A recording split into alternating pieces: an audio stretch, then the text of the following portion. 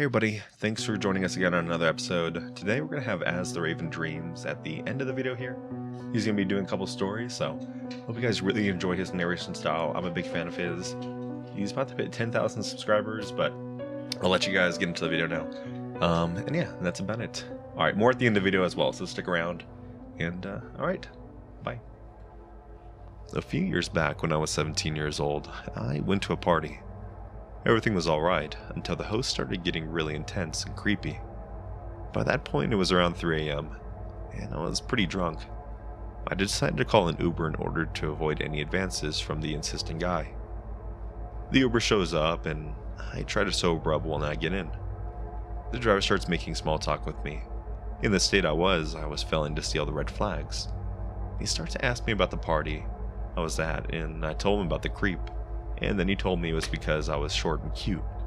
He then asked for my age, and sensing a weird vibe from him, I told him I was a minor, thinking that would deter any further advances. But it turned out that was a horrible idea. He was driving pretty recklessly on the highway, and I snapped out of my drunken sober real fast. He then asked me to get drinks with him that same night, and told me that he really liked me. I quickly told him I'd get grounded if I stayed out any later, and that my mother was awake and waiting for me at home. Keep in mind, I lived in Mexico, and the amount of people, and especially women, that get murdered daily is ridiculously high. When we got to the home address, I noticed the doors were locked, and he kept on insisting on going to get drinks, even though it was now well over 4 AM. I tried to act as nice as possible when I told him I couldn't that night. He then asked for my phone number, and told me we can go the next day. Not being the first time that some creep has asked me for my number, I gave him my number but changed the last digit, so he couldn't actually contact me. But then he actually dialed the phone as I was getting out of the car. Of course my phone didn't ring, and he started to get agitated, and said I gave him the wrong number. I played drunk and stupid and recited my number again, but actually said it correctly in order for him to think that he heard the last number wrong. He chuckled and said it was his bad, and told me we'd see each other the next day. I made my way into my house and immediately woke up my mom because I was so terrified. She managed to actually calm me down and told me to go to sleep. So I went to my bedroom and started to put on my pajamas. And when I heard my phone ringing, the Uber driver was trying to video call me. I lost my shit. Once I saw that it was on my screen, I immediately denied the call and noticed he had sent me about 15 messages asking what time he could pick me up and why I wasn't replying. Of course I blocked him right away and thought that would be the end of it. The next day I got a text from an unknown number, and checked the picture and saw it was the driver. He asked me why I had blocked him and started spamming me. I immediately blocked him, and over the next course of the month or so, I get messages from random phone numbers, and it quickly became obvious that it was the driver. I'd always block him, but eventually I would have to report him to the Uber app and change my phone number. Only problem is, he knows where I live.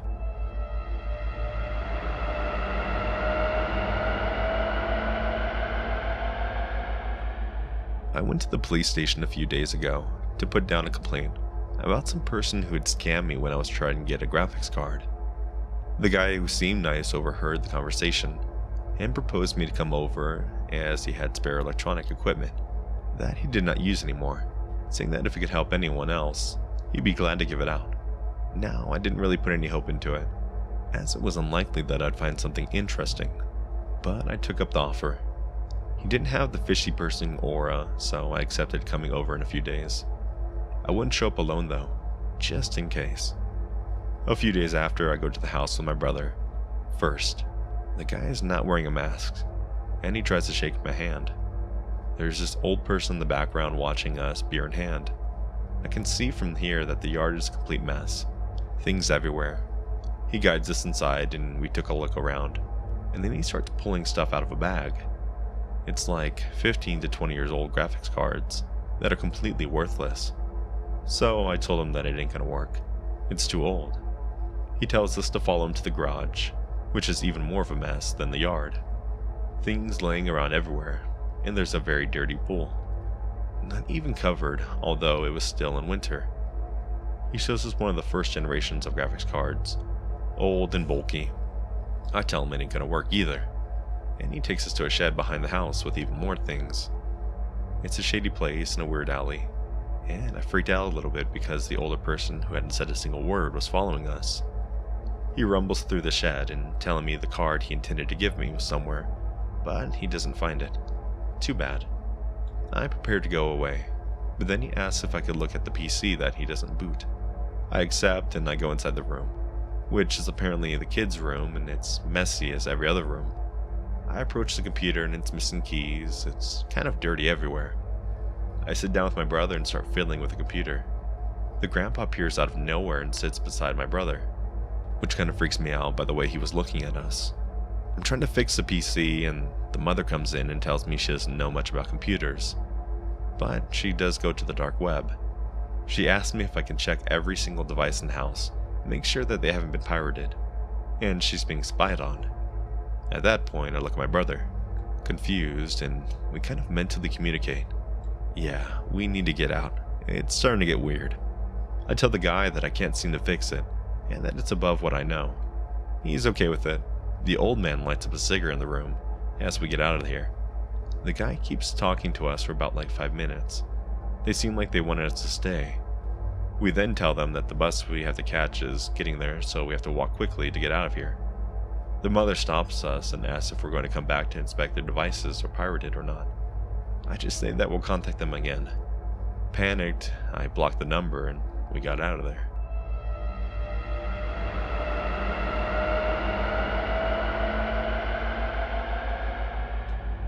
I'm a 21-year-old female, and this story took place when I was around 11. I remember this date clearly because it was the first time I was ever allowed to walk to school and back by myself.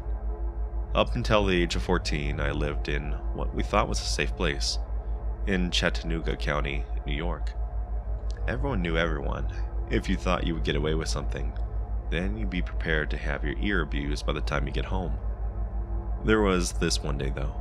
It was a cold winter day and school unfortunately was still open, so all the neighborhood kids had to walk through knee-high inches of snow just to get to school. It took me longer to leave the house as I was used to walking with my older sister to school since she knew the routes better than me. I always used to make fun of her for being paranoid and taking a different route every day from school, but after that day, I learned that that was what saved my life. As I was waiting by the door to leave, my mom came up to me and told me that I should ride with her and drop me off because my sister was too sick today. Being a brat, I made a big deal about walking by myself because I was almost 12 years old and all my friends' parents let them walk alone. She looked at me for a long while, then told me to make sure I pay attention to cars. I got hit by a car and almost died when I was 9, so the worry that showed on her face was well warranted. Hurriedly nodded and headed out the door to go to school. My sister didn't like to dilly-dally, so she was always in a rush to get to school early. But seeing as it was just me, I thought it'd be a good idea to take my time. I would play in the brown slush that was left on the side of the road, and even make funny-looking snowballs to see how far I could throw them. Halfway to school I noticed a white van following behind me. Being the playful child I was, if I had not been bending down to make another snowball, I wouldn't have noticed it slowly creeping up the street. I told myself I was being stupid, but I continued more hurriedly to school. Once I got to school, I took a quick glance over my shoulder and saw the van a few feet behind me. It wasn't until I was at school grounds that it drove away fast by me. I thought that would be the end of it, but throughout the day, I would stare out the window and the van would be there. I assumed that it never really left, just parked. Many adults would try to convince me years later that it wasn't the same one, but I knew it was. This van had a bright yellow smile emoji sticker on it. I couldn't see who was in the van though because it had tinted glass. I knew they could see me. It was now the end of the day and I wasn't ready to go home. I was too late to call my mom because she was at work and my sister was home sick. I had to suck it up and start walking home. I tried to blend in with a group of kids, but most of them were car riders, and the others didn't even live near me. I remember what my sister told me. I took another route home, and I didn't actually memorize the route clearly, but I decided anything was better than being spotted by the van. I made it to the main street, but realized my mistake too late. The route I took led back to the main street where I walked to school. Hidden behind a row of cars was the white van with a smile emoji sticker. I tried to stay calm and walk past it, but once I heard the van door silently click open, I ran. I could hear the rush of 2 pairs of heavy foots fall behind me. They were getting closer, so I did what any normal kid would do. I cut corners. I cut into someone's backyard until I was directly inside of my house. I forced myself into the thick snow to make it to the door. My heart was racing, not because I was running, but because I could still hear them behind me. I made it to the door and banged with all my might until someone came to the door. My sister looked confused, but one look at my face and she pulled me inside and locked the doors. The van was still outside. Truthfully, it stayed out there until my brother got home. Me and my sister don't talk about it, but we both know how close it was to me going missing. I hadn't thought about this incident in years, but one of my hometown friends showed me this article that came out in 2013. Apparently some men kidnapped and essayed a girl my age. It would have scared me if it had mentioned the white van. Whoever you are that attempted to kidnap me, and do God knows what else, let's not meet again.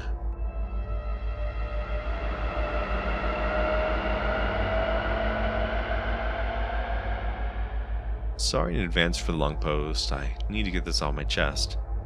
My fiance, 27 male, and I, 23 female, are soon to be married and are remodeling an old family home. We start working on the house about 2 to 3 months ago. My fiance bought a bunch of tools to use in the house to renovate. The house has been sitting with nobody in it for over a year. Keep in mind the house is located in a fairly rural area. A few houses and trailers here and there, but not too much traffic. We have a rodent problem and have been setting traps to catch them. 3 weeks ago my fiance went to check the traps and we had a rat that was still alive. Long story short, he didn't want to take care of it, so he left. I go off to work at 9 p.m. and went over to the house to take care of the rat. It was raining and my mom and brother came with me. I went to the back door and it was wide open, and water was blowing into the house. I was pretty pissed. I thought my fiance had left the door open. I shut it and finished the business there. I asked my fiance why he left the door open, and he claimed he didn't. I called bullshit and left it at that. It didn't occur to me that somebody had possibly made a quick getaway. Fast forward to today. My fiance and I went to the house to throw a whole bunch of trash and stuff into the dumpster we rented. When we went inside, we immediately noticed that some of the things were missing. Drills, sanders, etc. We realized that they must have been stolen. We called my mother-in-law to tell her about it, and she says to make a police report. What scares me so much about this is that everything began to click with the rat trap incident. Somebody had been scoping us out. I would go to the house by myself on many occasions, and always had the creeps, and I just felt like I was being watched. My little brother even remarked that he felt like he was being watched, and asked if he was sure that there was nobody else in there while we were gone. I noticed today when I was there alone that my dog was acting very nervous and suspicious. She wasn't running and playing like she usually does, and didn't want me to go to the backyard or the wooded area. I'm glad I trusted her in my gut feeling. I don't know if it was thieves were there or what, but I'm glad I didn't find out. We're currently in the process of installing cameras. This had to have been somebody that lives near us, and we can monitor how often we're there. So to the person who broke into my unfinished home, let's not meet.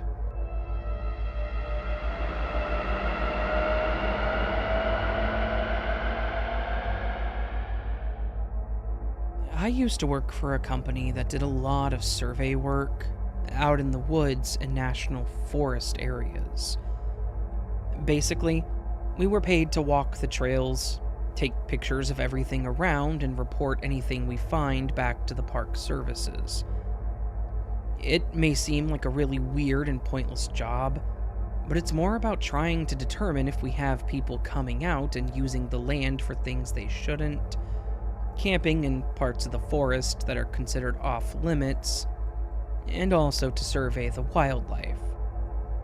Sometimes we get migratory animals that make nests in part of the trails that are fully open to the public, and if that happens, we have to shut that part of the trail off, as it is a felony to disturb them. It's one of those positions that most people really don't even know exists, and it's probably one of the most important ones for the park services in my area. Now, doing this job was mostly uneventful. It was a pretty by-the-book kind of position, where I just had to determine what information was relevant, irrelevant, and write out the reports with the photographs. That may upset some people. A lot of people out there seem to believe that being out in the national parks all day every day must be super exciting and eventful. It's not. Go walk around in the woods for a full day, and then multiply what you see by 5, and that's pretty much a normal week for us. And that said, we did see some weird stuff sometimes. A lot of the time, we would just see homeless people trying to set up small gatherings in places they weren't allowed to, or drug addicts getting lost on the trails after a bad trip. Sometimes we would find things that were a bit odd, but again, it was mostly tame. I actually have 2 specific stories that I wanted to share that were both pretty creepy.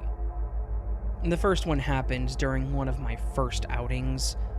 I was still working as a trainee, and I was required to go out with one of the more seasoned employees for the entire thing. They pretty much teamed you up with someone that was a senior for the first year, and then after that you were expected to do the work on your own. On my first survey, I was with an older gentleman named Dan.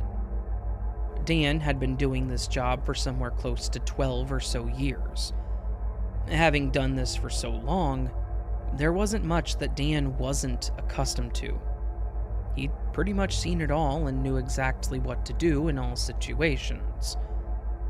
On the first outing, we had to camp out for a majority of the trip, as there weren't any nearby ranger stations for what we were doing, which was fine by me, as I've always loved camping and hiking, hence why I took the position that I did. Anyways, we were set up on our second or third night. The tents were ready to go and we were finishing up dinner. At around the time the sun had fully set, and it was pitch black, and we were about ready to call it a night. Then, I started hearing what sounded like something rustling around a bit to our south. It was like something or someone was walking a bit beyond the tree line, and I couldn't see them. This really isn't abnormal at all. When you're out in the woods, you encounter tons of wildlife, like deers, foxes, and typically you can just ignore it and continue on with your evening. I just assumed it was something like that, but when I looked over at Dan, I noticed he had his service weapon in his hand and was staring out into the trees. I asked him what was wrong, and no later than the last word exiting my mouth did we hear what sounded like a child screaming at the top of their lungs.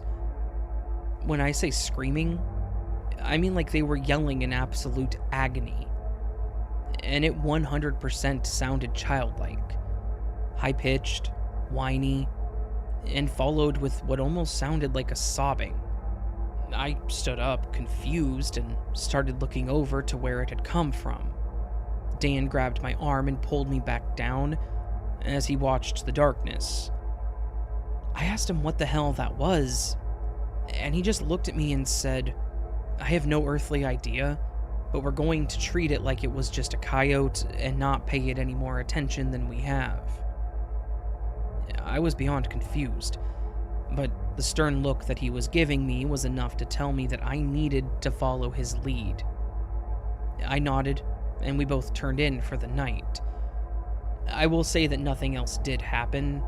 It never got any closer or made any other sounds, and there was nothing around us in the morning, but I laid there the entire night with my firearm near my hand and ready, just in case. The second story happened closer to the end of my tenure with the company, and was probably the weirdest thing that any of us have ever found on one of our surveys. It started pretty normal. I was on the trip by myself, as I wasn't training anyone, and I was about done with the whole thing when, on one of my trips, I saw what looked like a small hole in the ground off the trails. When I say off the trails, I mean practically in the middle of nowhere in this forest. There weren't a lot of people that came out this way, honestly. We'd never had any issues with the surveys out here. I walked over to the spot where it looked like it had either been dug out or sunken in, and I noticed that something was covered in the leaves that had collected there. I moved them all out of the way, and was surprised to see what seriously looked like a manhole cover.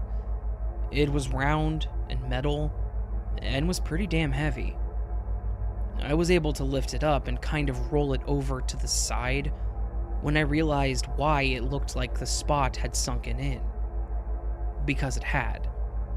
I was looking down a concrete tunnel into what kind of looked like a bunker that had somewhat collapsed inside. This area wasn't owned by anyone, and there was no one that should have been living here, and this bunker wasn't marked on any of the maps or the documentation.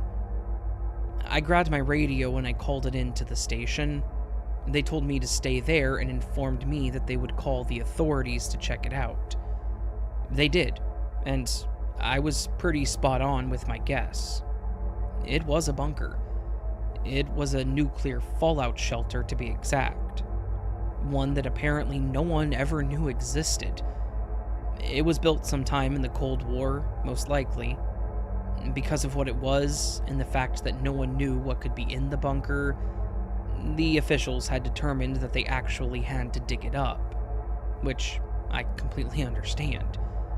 There was no way of knowing if this was a stash house for illegal goods, or anything potentially dangerous. They dug it up with an actual excavator, and they found some interesting things.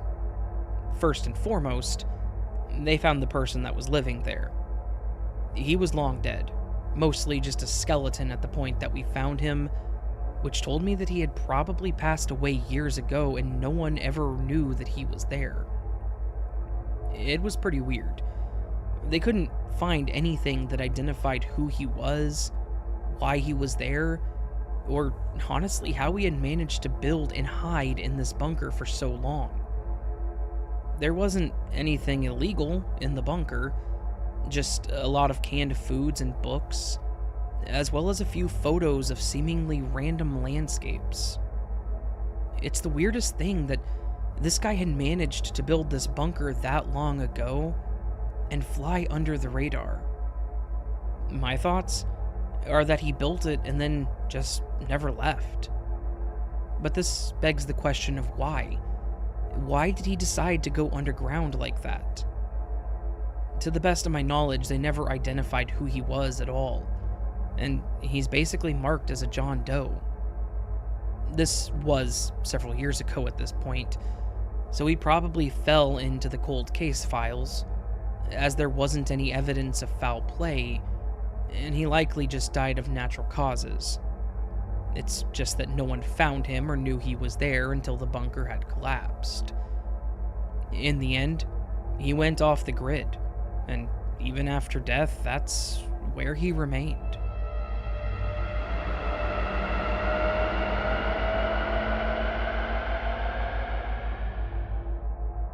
Me and a friend of mine used to get together at least once a month and go hiking in one of the forests near us.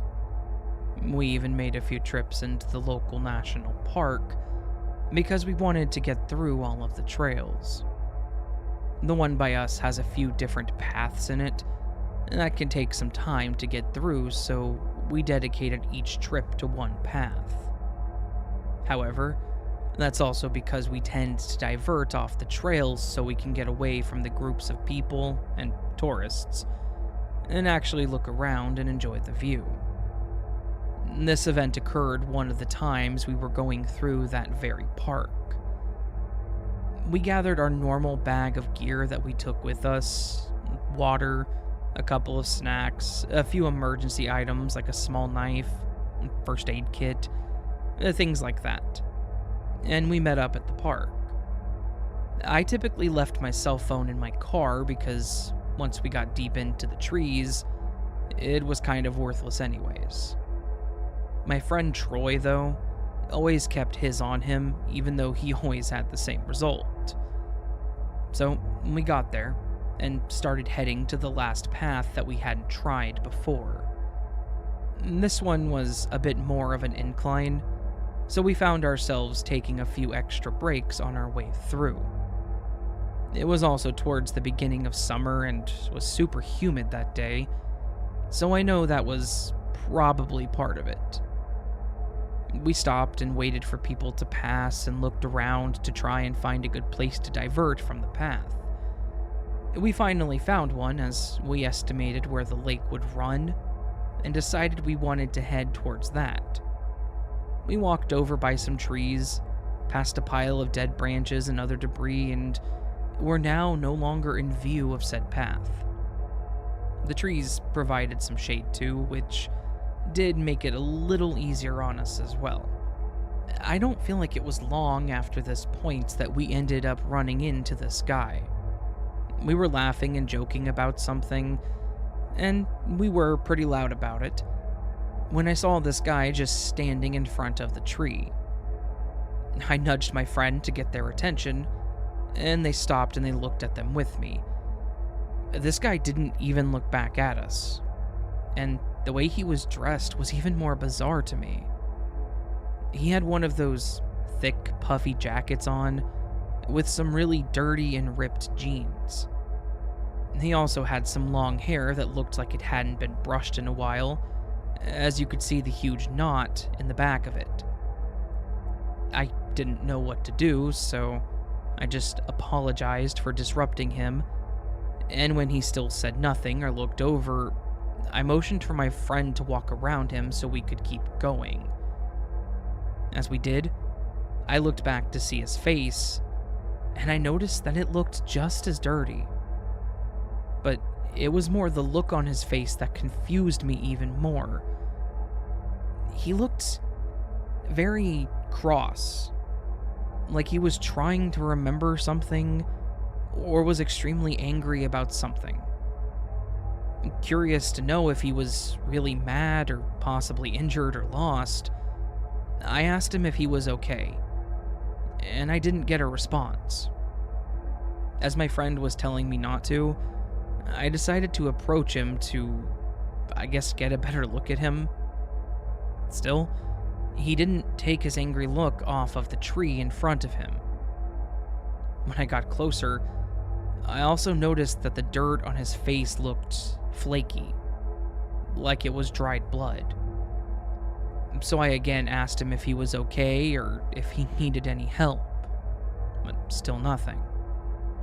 My friend kept saying that we needed to go and that he was freaking him out, but part of me didn't feel right leaving him. So I pulled out my extra bottle of water and a bag of trail mix, and I set it next to the tree. As I started walking back, that's when I heard the guy mumbling something.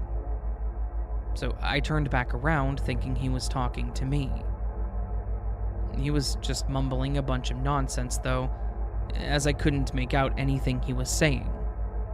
So I just continued walking back to my friend when he did finally say something coherent. Not that it made much sense though. He said, Tell me your secrets." I replied with, "I'm sorry, what?" Him, still staring at the tree, "He has secrets. Tell me your secrets." My friend was about ready to leave my ass at that point, so I just turned back and we made a brisk walk away from him. I looked back a few times and he never moved, so we carried on. After a little bit of time, we finally got through the trees, and we didn't quite make it to the lake, but did find a little offshoot stream of some sort. We sat there for a few, splashed water on our faces, and just kind of chilled for a bit. We noticed the orange and pink in the sky, and knew that we needed to start heading back, so we started making our way out.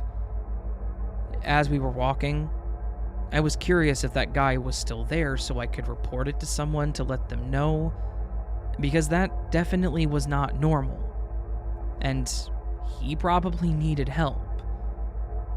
I know we took either the same path back or pretty close to it based on the trail of flat grass and dirt that we left, so it wasn't hard to trace our way back. And we definitely found the guy, but he was far from okay.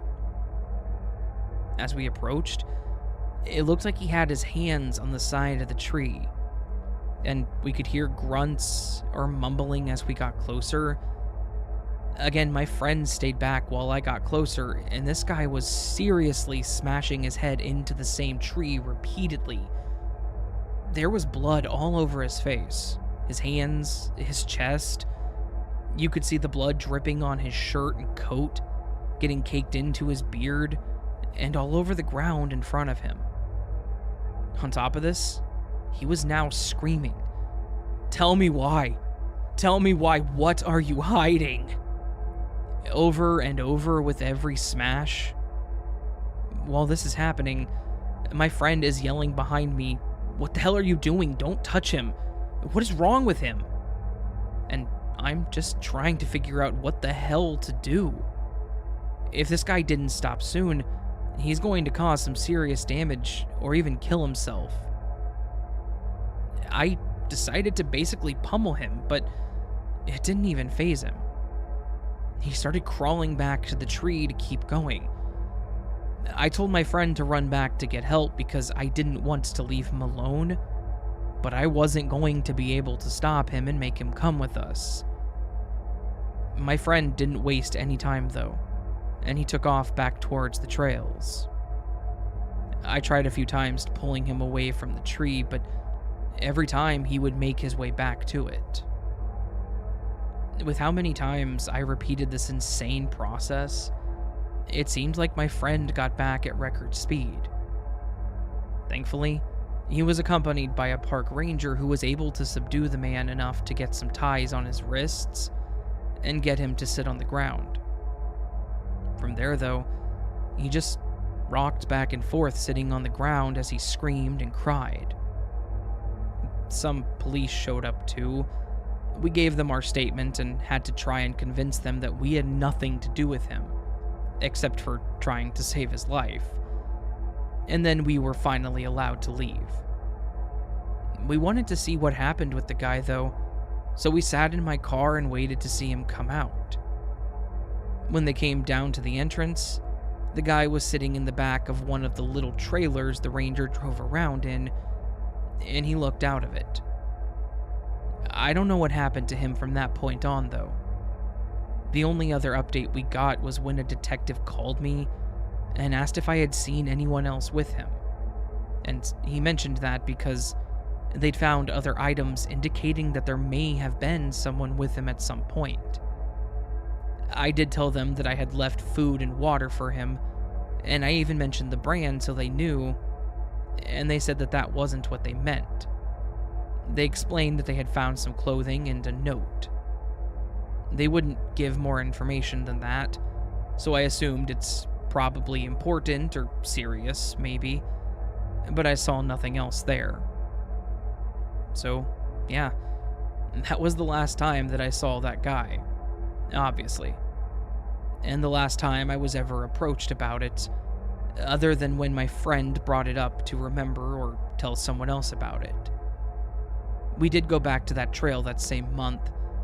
I think it was about 2 weeks after. We went so we could see if we could find anything else to tell us what had happened. The trail, of course, was different due to some new growth, but once we got around the general area, the tree was pretty easy to spot. The tree had bark missing, and there was a gouge in it. It was at the perfect height for someone to be smashing their head into it. It was eerie seeing it standing right where he was, racking my brain as to what was going on in his head. That was actually the last time we took that path. My friend thought it was too messed up to look at anymore, so we never went back.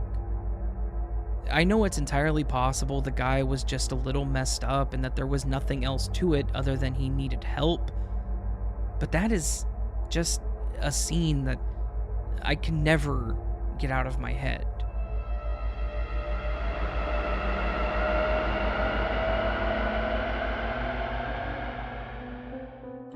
friends, thanks for checking out today's video, and a huge thank you to As the Raven Dreams. If you guys have some time, check out their channel. They're about to hit 10,000 subscribers, and that is just amazing. I mean, this whole community is just, I love you guys. Everyone in this community is amazing. Okay, well anyways, not gonna take up too much of your time. You want to watch some more videos, check out my playlist, or go to As the Raven Dreams. He's got a whole shit ton of narrations on his channel. Alright, that's about it. You guys take it easy and have a good night. Bye.